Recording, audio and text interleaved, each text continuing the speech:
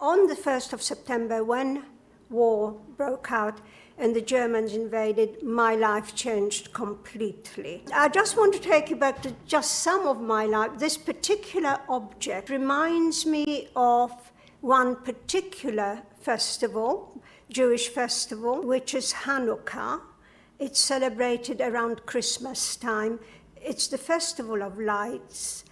And it has, I don't know if you can see the detail, this part of it holds oil, which burns.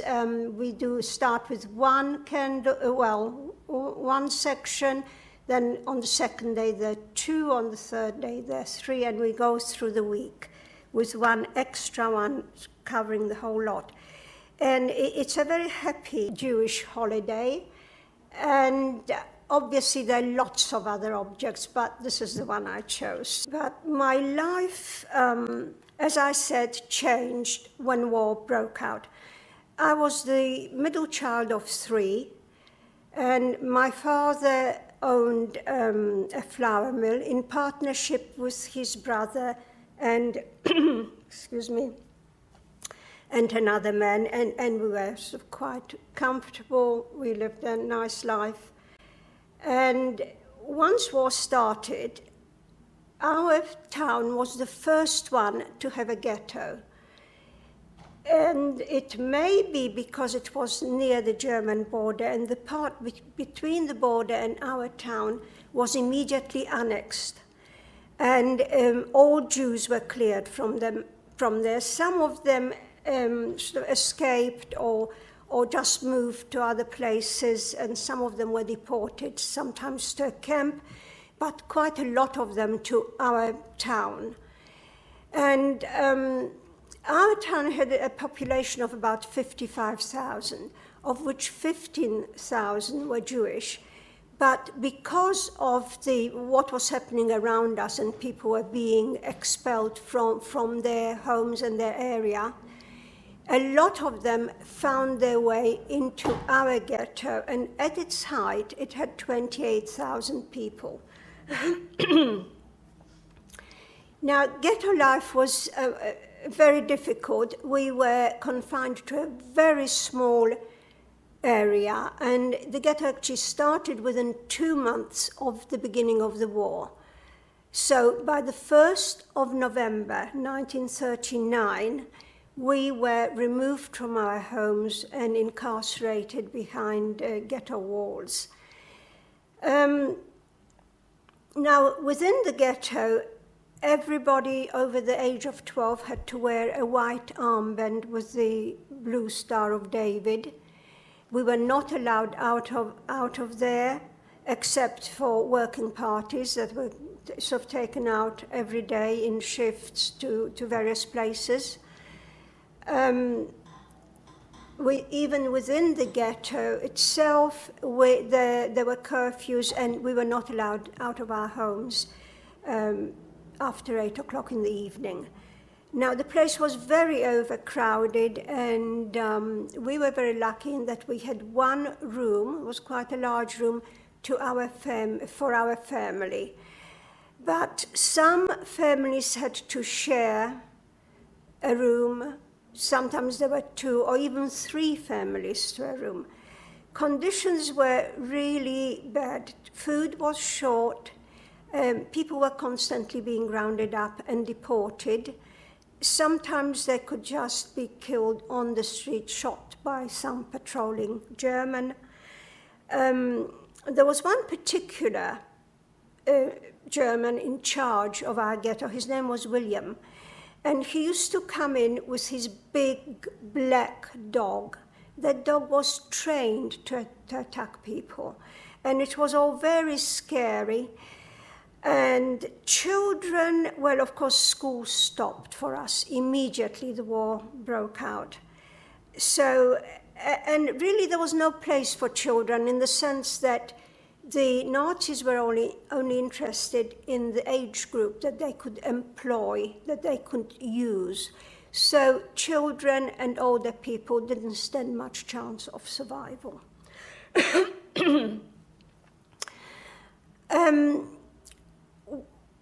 life went on in the ghetto with all its problems and difficulties. And of course, another one of the features is that we were constantly being deprived of possessions.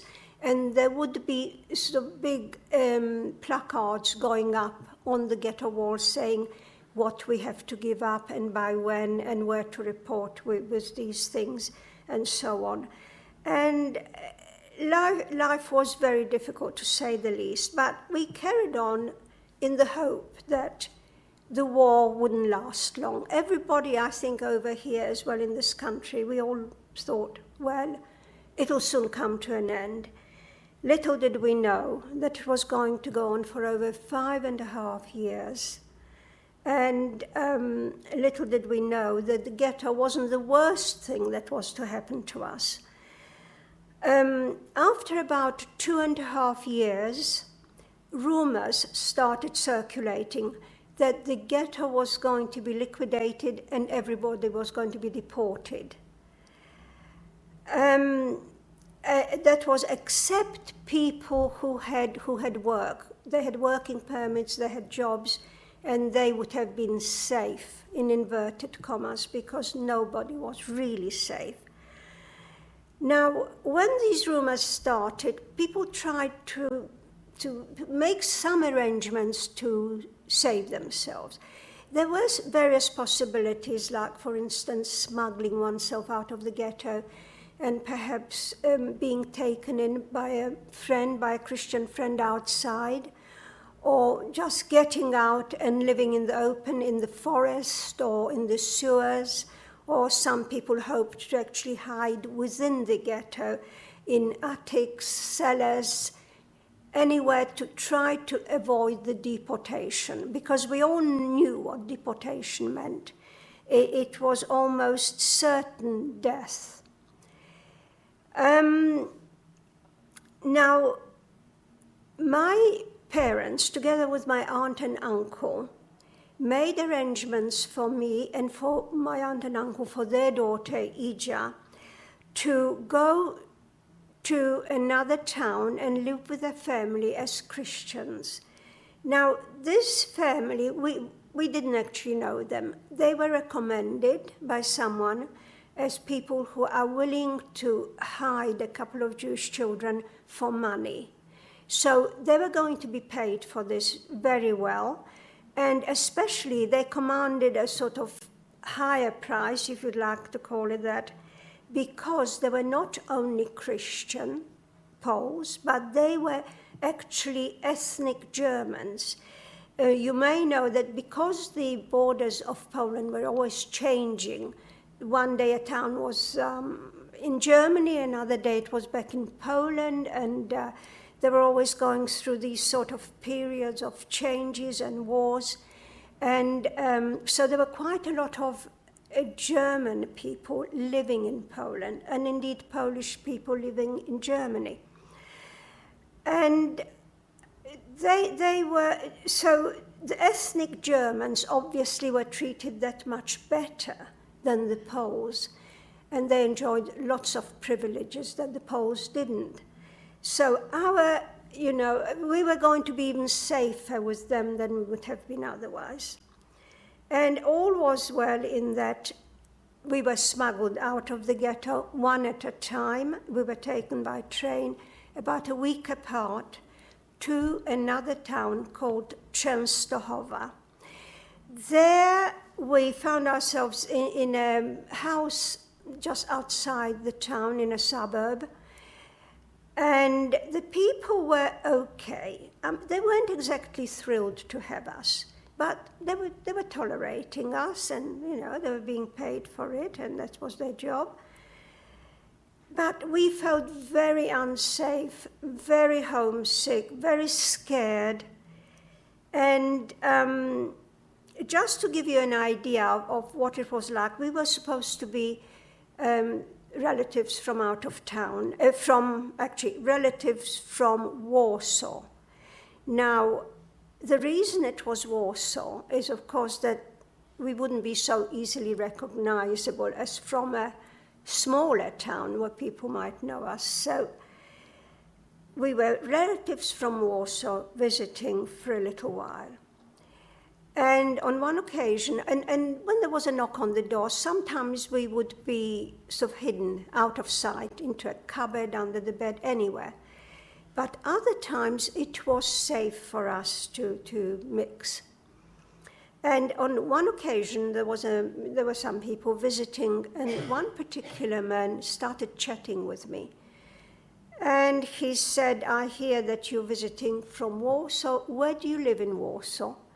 And I didn't have an address to give him. Now, I had enough sense. I was then I was 11, and my cousin was 10. But one always sort of had to think on one's feet very quickly, because it could be a matter of life and death as to what answer you gave. So I made up an address, which was okay. And that was fine, but had this man been from Warsaw himself, which he was not, had he asked me more questions, I had not even visited Warsaw yet at that time. And I could have just given myself away. And we were always in the danger of being perhaps spotted as Jews in hiding. And one didn't have to not look Jewish. One could look very Christian with blonde hair and blue eyes, and we didn't look Jewish. But it is the fear that we felt that showed in our eyes, and that's something you cannot hide. So we were very vulnerable, and it was really very hard for us. And my cousin, who, as I said, was only 10, and she was an only child, she was so homesick, she just couldn't bear it. And she asked to be taken back home. The people said, we can't take you yet because the deportations are still going on. And she said, we have very good friends in Piotrków who are hiding our valuables. They will take me in. Please take me to them. And they said, okay. And I thought how lucky she was to be back with her parents, presumably. And I still had to stay on for quite a long time. And eventually it was my turn to go home because the deportations were finished and arrangements were made. My father made the arrangements for me to be brought back to Piotrków and meet in that flour mill that I told you that before the war was his, but now he was lucky to have a job there. And we were to meet there in the attic.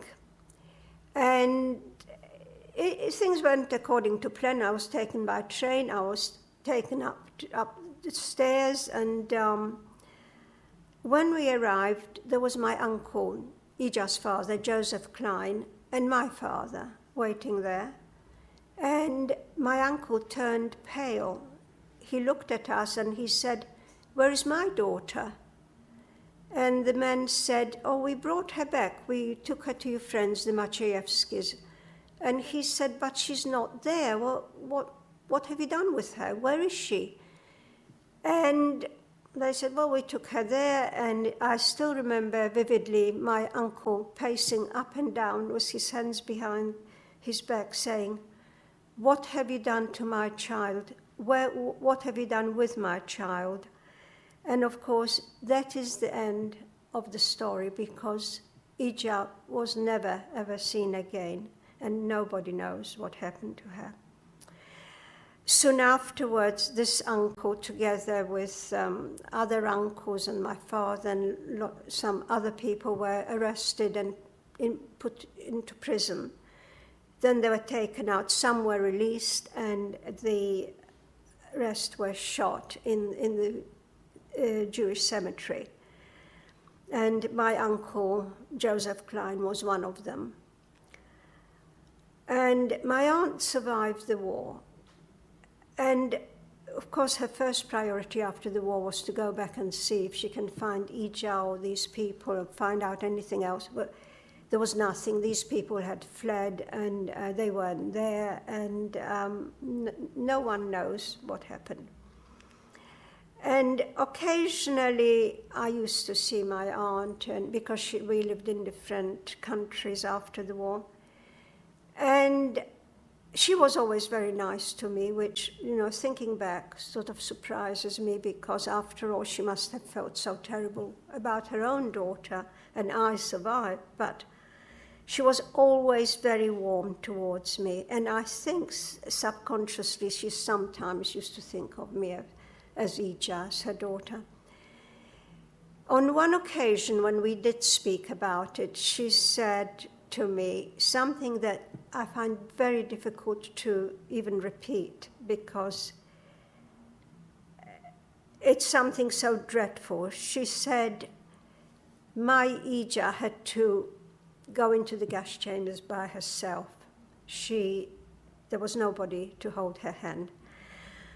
And this is the sort of pain my aunt lived with, and she, well, of course, she never got over it, and she lived to quite an old age.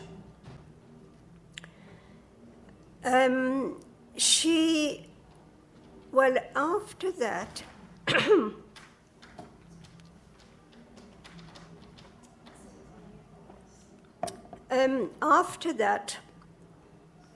I went back into the ghetto with my father, was the working party.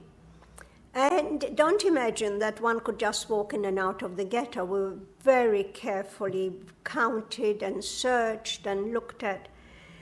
But at that time, the Germans turned a blind eye. They knew people were sort of getting back in with groups or through various other means, and they just let it happen. And after about, little did we know that we were walking into a trap. Now, when I got back, my mother and sister were there, because they had also been in hiding outside with different people. My father and brother had a working permit, so they were, so to speak, safe. So my family was still intact, but that was very unusual. Most families had disappeared altogether. Many of them were just dissipated. There's just one or two members left. It was a very poor sight, because this ghetto, which had held 28,000 people originally, was now down to 2,400 people, and with just 2 half streets as the ghetto. So when one refers to the history of that period, of that town, there's always a reference to the big ghetto and the small ghetto. So I was back in the small ghetto with my parents. And soon afterwards, they started rounding people up, the illegals, because anybody who had come back who didn't have a job, they were not there legally, and they were searching for them. One day I was with my mother and sister and a lot of other people, because there was great overcrowding still. The police raided the room and took everybody away. And now, actually, since I'm talking about the ghetto, I'm sorry I haven't gone on to my next object. And if you get a chance, I'm recommending it now, that you see all these objects for yourselves in the gallery, because they haven't come out quite as they should on here. They look much brighter. But in fact, it's a very dark, depressing painting. And you can see that there is someone there crying, lamenting, and there's a dead person at the bottom. And somehow that picture reminded me of the ghetto, of the gloom and doom of the ghetto. And so ultimately, the ghetto was liquidated, well, to just a small one. And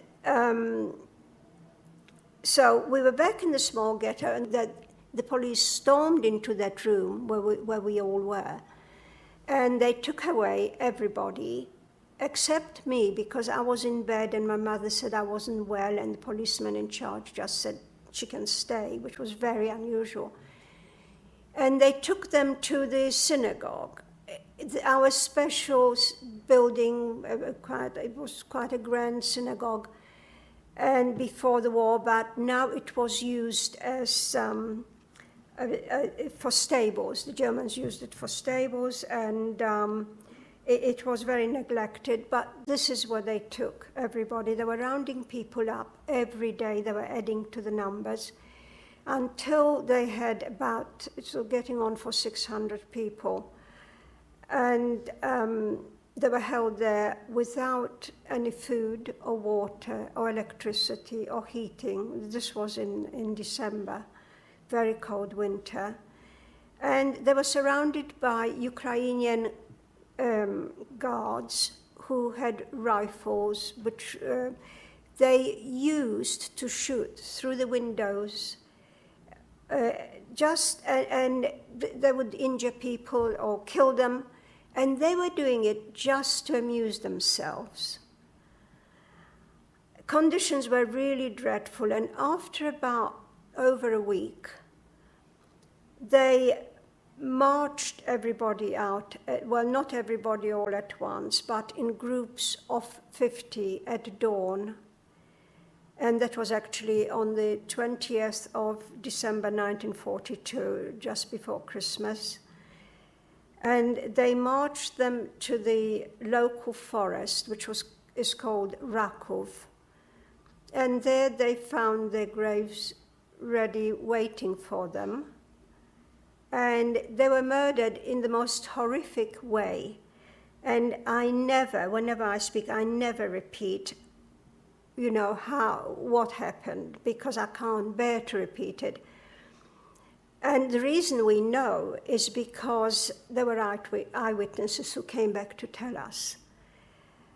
And anyway, this is actually, since the war, this has been well documented in many books, because it was the kind of killing that was taking place all over Europe. There was another incident in Częstochowa after Ija left, and there was a boy my age living down the road, and he befriended me, and one day he said he wanted to take me out into town to visit a church which had the Madonna and Child, and she was crying, and her tears were real pearls. And this is something, it's a sort of tourist spot. People always go to visit that when they come to Częstochowa. And he wanted me to see it, so I said, okay. And when we got there, the place was closed that day. It wasn't open to visitors, and that was a bit of luck for me, because I really knew nothing about the Catholic religion, and I wouldn't have known what to do when I walked into a church, how to cross myself, if to cross myself. And that is a sort of illustration of, well, religion is important. It may not be your religion, but there was at least one occasion for me where it saved my life only through a bit of luck, because I think it's important to know other people's religions too. Now, we were still in the small ghetto, and there were four of us. There were three of us. And people are still there were three of us left in our family, but people were still being deported, and sometimes even if they had a working permit, they may have wanted people for another place, another factory, in some other town. This was all slave labor, of course. And on one of these occasions, my aunt, my other side of the family, the Helfgots, my maiden name, she was rounded up, and she was taken away screaming, saying, "Who will look after my child?" She had a 5-year-old daughter named Hania. And at that time, I was the only female member of the family left, and it was down to me. By then I was 12, and Anne was 5, and I looked after her. And I chose just this bust because I wanted to represent her in something. She was very sweet and very small and very scared and so attached to me once she lost her mother that she wouldn't let me out of her sight. And there in this ghetto, so therefore our family increased to 4. And then we were still a few left of the family. But then another deportation took place because they were going to liquidate the ghetto completely, and there were going to be just 2 groups of people, one going to a glass factory and one to a plywood factory. And when I say factory, they weren't just factories, they were enormous concerns. So, and there was going to be provision for sleeping there. There were going to be labor camps, really. And so there were people allocated to these 2 places, but there was still a lot left who hadn't yet been rounded up or discovered, who didn't have, who are still illegal, didn't have working permits. And of course, my cousin and I were 2 of those illegal people, and there were many more. So they kept, or some of the workers were already at work, others were kept inside the ghetto, but all the others were taken outside the gates, and they put us in a long column, and we were surrounded by German soldiers guarding us with rifles pointing at us. And there were lorries coming to and taking us away, sort of several at a time or a dozen at a time. And there was a particular German soldier standing on the corner watching this. And I don't know what gave me the idea, but I stepped out of the column. I went up to him and said, I have been separated from my father and brother. They're inside the ghetto, can I go back to them? And he was flabbergasted. I mean, he probably thought, how did I have either the courage or the audacity to even speak to him? But actually, he was quite kind, and he had quite a kindly face. And he called over a policeman and said, take her back inside the ghetto. And on the way, I said to the policeman, just a minute, I've got to get my cousin. And he said, you can't, because she hasn't had permission. And I said, but I can't go back without her. Well, eventually, he let me take her, but that was really a bit of great luck. I don't know what I would have done if he hadn't. So we were back in the ghetto, and there were 4 of us, we were reunited. And the ghetto was then completely liquidated, and we were allocated to the plywood factory. And you would think, well, we were still a little group of 4, a family, but it wasn't like that, because men and women were always housed separately in any camps. That wasn't the case in the ghetto, but certainly in the labor camps and concentration camps and death camps.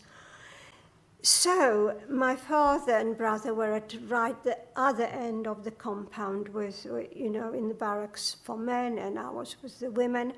I started working at the age of 12. And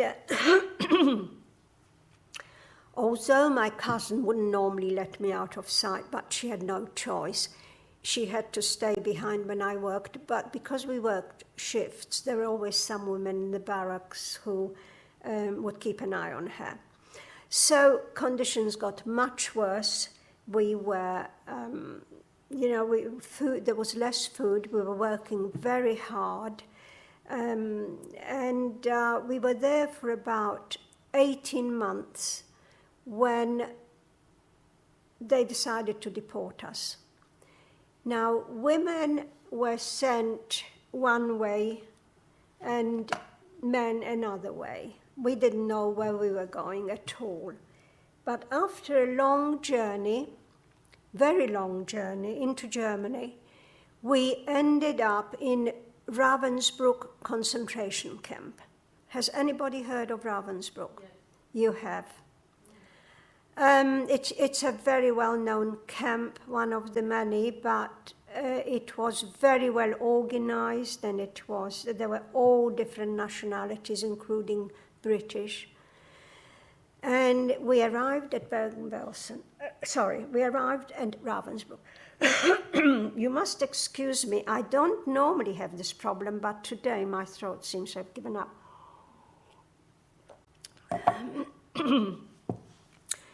Now, when we arrived there, the first thing they did was to take everything away from us. We brought little bits and pieces which weren't of great value, perhaps, or very important to us, but everything was taken away.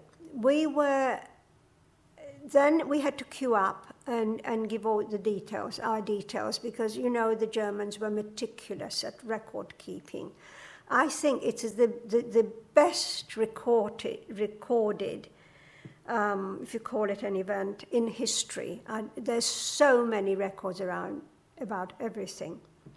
And I'll tell you something about that. And well, I may as well tell you now.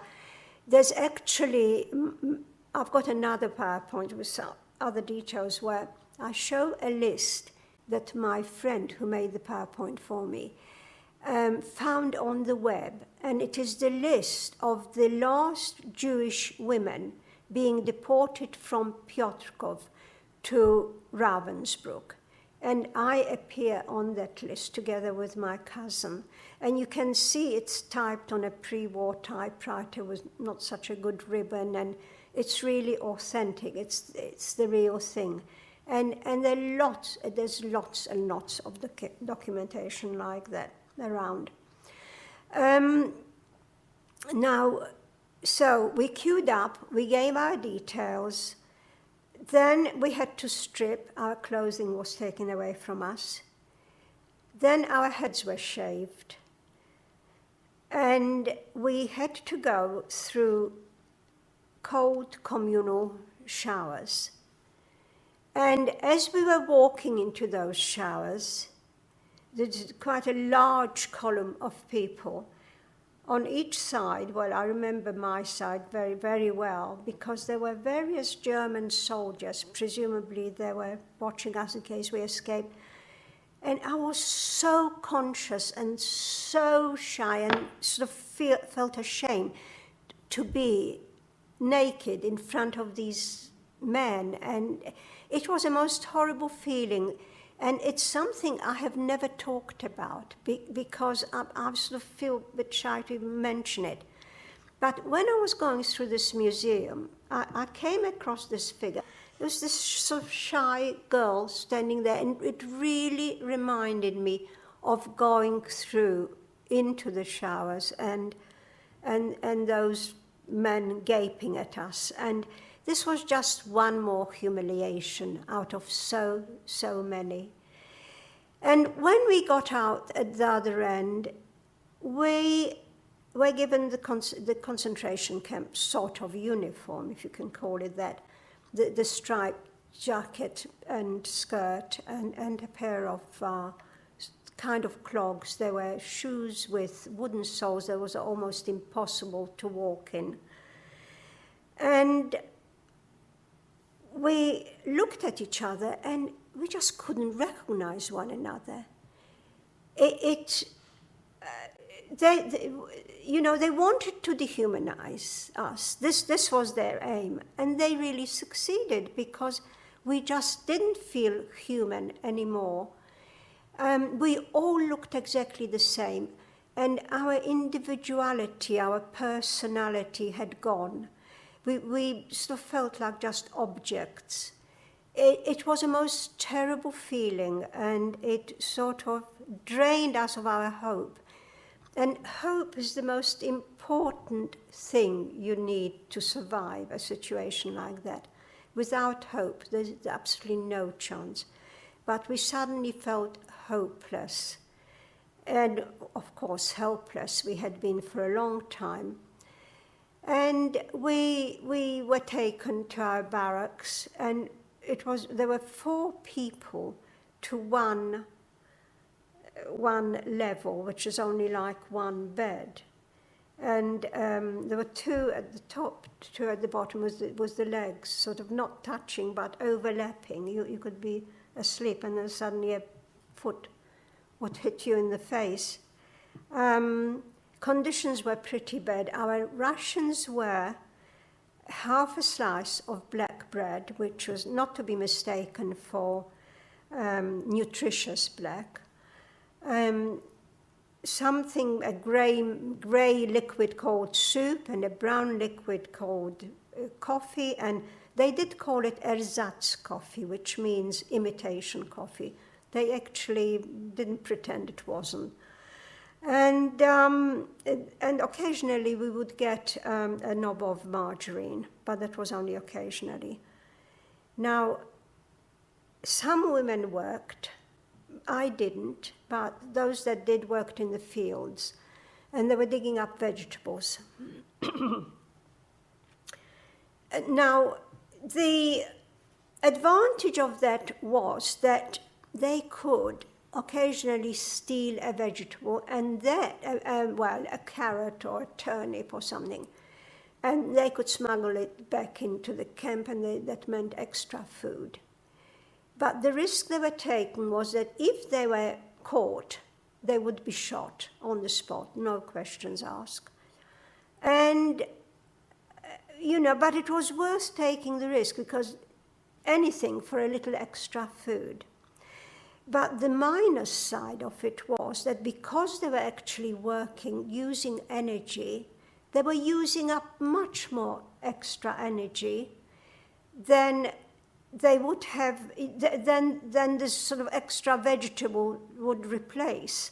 So they were at a disadvantage there. Whichever way you looked at it, we couldn't win.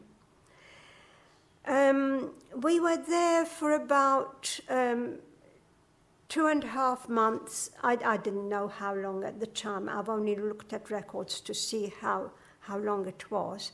And I assume it was about 2.5, because between two camps it was over 5 months between the two concentration camps. Now, we were there for that period, and then they decided to deport us again. And this time, after a somewhat shorter journey than last time, we ended up in Bergen-Belsen. Now, has anybody heard of Bergen-Belsen? Yes. Lots of people must have done, because although, of course, you were not around then to have seen it in the cinemas, when the news came through after liberation. But that camp was liberated by the British. And because of that, it is very well documented in this country. Even before the Holocaust Museum was built at the Imperial War Museum, they did have one room with, details of Bergen-Belsen. Now, when we arrived there, first of all, we stopped a little way away from the camp, and these steel doors opened with a clank, and there were the Germans greeting us with their guns pointing at us, shouting "Raus, raus," which means out, and they sort of chased us out and marched us to the camp, which was some way down the road. When we arrived there, before we entered, they said, "We don't have enough room for you, you're going to stay in this tent." Now, that was an enormous tent. It seemed like endless, and it must have held about 1,000 people. And there were all different nationalities, different languages spoken. And it was all very horrific and frightening. In the morning, when morning came, we were transferred into the camp. And what we saw defies description. What hit you first was a terrible smell and a smog and people wandering around, but they were really skeletons. And they're walking like zombies. They were sort of wandering around aimlessly. And they're just, you could see someone walking and they'll just collapse and die. or you could be speaking to someone and they would just die in front of your eyes. People were dying sort of all the time, every minute. And so there were lots of dead bodies all over the camp. But there were also heaps of bodies. And there were sort of almost mountains of decaying, sort of undressed corpses, which obviously led to a lot of disease, and there were terrible epidemics. Every kind of disease you can imagine was just reigning there. Conditions were dreadful. There was hardly any food because everything was breaking down. It was towards the end of the war, not that I knew it at the time. And we were allocated to a barrack, but there was such overcrowding there that a barracks that should have held 100 people had hundreds in it. Many of them were dead. And anyway, we went into this barracks, and I heard from someone that there was a children's hut somewhere in the camp. And I got in, and we went off to find it, to see if we can get in there. And we found these two women who were in charge, Dr. Bimko and Sister Luba. And they interviewed us in a little hut, not in the actual barrack where the children were. This is this children home that I'm just talking about. And there we were. After this interview, they said to me, well, we are also very overcrowded, but you're too old anyway. I was 14. And I said, okay, just take my cousin, please. You can see how small and frail she is. And they said, okay, but Anne wouldn't stay without me. And I said, I'll take her back, persuade her. But nothing would persuade her. I went back the next day and said, you must tell her to stay here. She'll not survive in the camp. So she still wouldn't. And so they relented and took us both in. And that was a bit of luck. Although the conditions were only marginally better, but still. It was better than being on the main camp. Now, I told you one of the well, there were lots of epidemics, but the main one was typhus. And I succumbed to typhus too, even in this sort of protected home. And I remember lying on my bunk, on the upper bunk at the window, looking out and seeing people running. And I thought they were running towards the gate, but I didn't know why. The only thing I wondered about these people was how have they got the strength to run? And that was the 15th of April, 1945, well, it wasn't the end of the war yet, but it was when we were liberated, when Belsen was liberated by the British.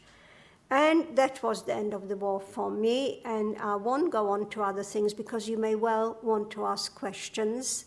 And if you don't, I can always tell you some more stories anyway, but you're welcome to ask, and thank you very much for listening.